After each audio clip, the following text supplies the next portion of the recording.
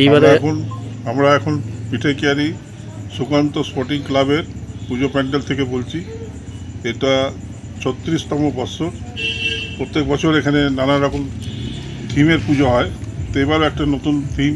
আমি তো রূপনারায়ণপুর অনেক ঠাকুর দেখলাম, এরকম মূর্তি কোথাও নেই।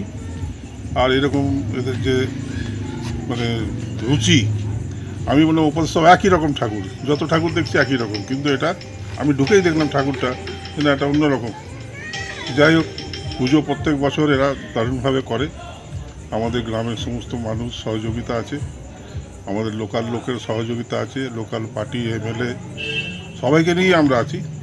আমরা অনেক এবার এখানে কি কম্বল ডিস্ট্রিবিউট করবেন নাকি? হ্যাঁ, বাচ্চাদের জামা কাপড় প্রত্যেক বছর যেভাবে দেওয়া হয়, শাড়ি সেইভাবে দেওয়া হবে।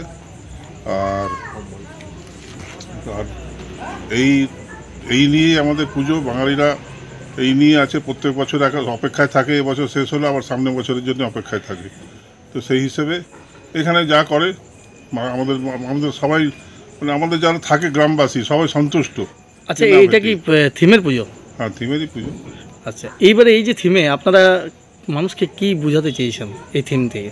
আমরা মানুষকে শান্তির বার্তা, সবাই একসঙ্গে থাকো, নিজেদের মধ্যে বিবাদ করো না, জাতি ধর্ম নির্বিশেষে।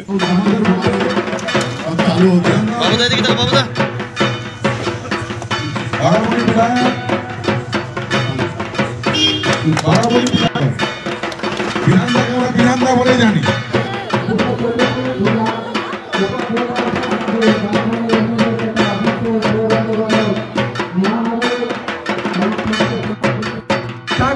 আপনারা দেখেছেন, আমরা মিঠাই আমরা পেয়ে গেছি আমাদের ইন্দিরা ক্লাবের তরফ থেকে।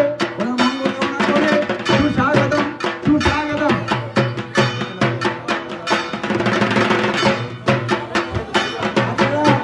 ওরা